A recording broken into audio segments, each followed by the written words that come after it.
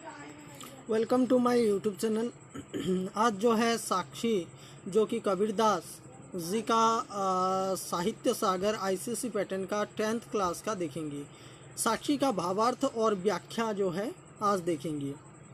पहले देखते हैं कि कबीरदास जी किस तरह से पंचमेल खिचड़ी के भाषा में जो है दोहे लिखते हैं।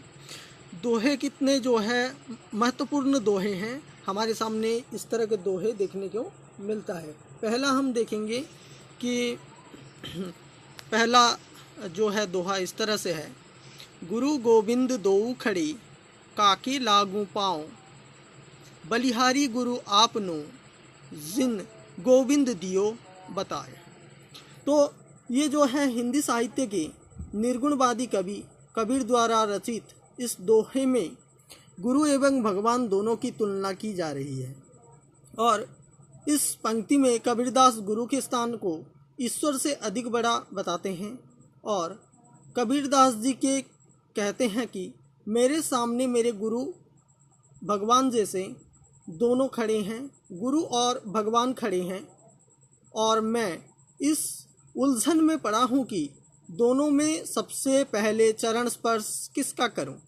ये उनके कबीर के मन में जो है सवाल आता है और उसके बाद कबीर स्वयं ही इस प्रश्न का उत्तर देते हुए कहते हैं कि मुझे सबसे पहले गुरु के चरणों में ही अपना शीश झुकाना चाहिए, क्योंकि गुरु ने ही तो मुझे ईश्वर के बारे में बताया है, गुरु ने ही मुझे ईश्वर के अस्तित्व के बारे में बताया, गुरु ने ही मुझे ईश्वर तक पहुंचने का मार्ग बताया है।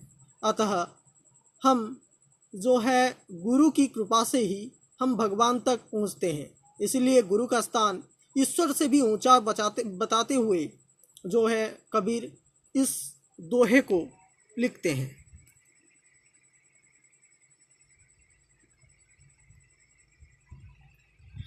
अब जो है हम अगला दोहा देखते हैं, जब मैं था तब हरि नाही, अब हरि है मैं नाही, प्रेम गली अति सांकरी, तामे दो ना समाही।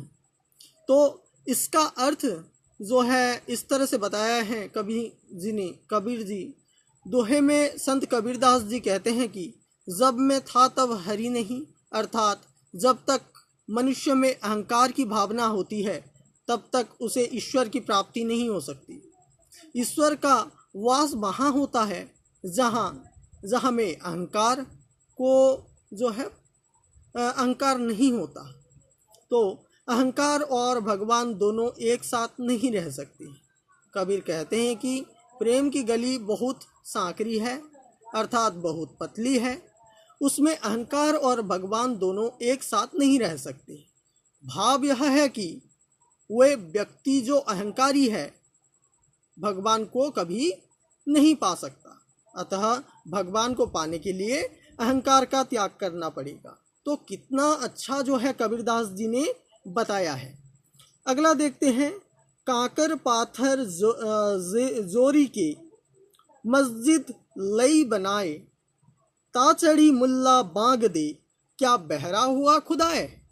प्रस्तुत दोहे में कबीरदास जी ने अपनी सखियों में प्रचलित रूढ़ियों एवं आडंबर पर गहरी कटाक्ष की है। इस साक्षी में कवि मुसलमान धर्म के खुदा को याद करने या पुकारने के ढंग पर करारा व्यंग करते हैं। बोलते हैं कि कंकर पत्थर जोड़ करके मनुष्य मस्जिद तो निर्माण कर लेता है, जिस पर चढ़कर मुल्ला अर्थात मौलवी जोर जोर से चिल्लाकर नमाज अदा करता है। इस रूढ़िवादिता पर तंज करते हुए वे मानव समाज से प्रश्न करते हैं कि क्या खुदा बहरा है जो मुल्ला या मौलवी इतना जोर जोर से चिल्ला रहा है, जिसके स्मरण करने के लिए हमें जोर जोर से चिल्लाने की आवश्यकता पड़ रही है। कबीरदास जी कहते हैं कि क्या शांति से एवं मन में की गई प्रार्थना ईश्वर तक नहीं पहुंचती है। वे इस दोहों में ढोंग आडंबर तथा पाखंड का विरोध करते हुए नजर आते हैं। और नेक्स्ट देखते हैं, पाहन पूजे हरि मिले तो मैं पूजूं पहाड़, तातोय ये चाकी भली पीस खाए संसार। उपयुक्त साक्षी में संत कबीरदास हिंदुओं की मूर्ति पूजा पर करारा व्यंग करते हुए कहते हैं कि यदि पत्थर पूजने से भगवान मिल जाएं तो मैं किसी छोटे मोटे पत्थर की नहीं बल्कि पूरे पहाड़ की पूजा करूं। कबीर कहते हैं कि पत्थर की बनी उस मूर्ति से तो यह चक्की भी अच्छी है, क्योंकि इसके द्वारा पीसे गए अनाज से लोगों का पेट भर जाता है।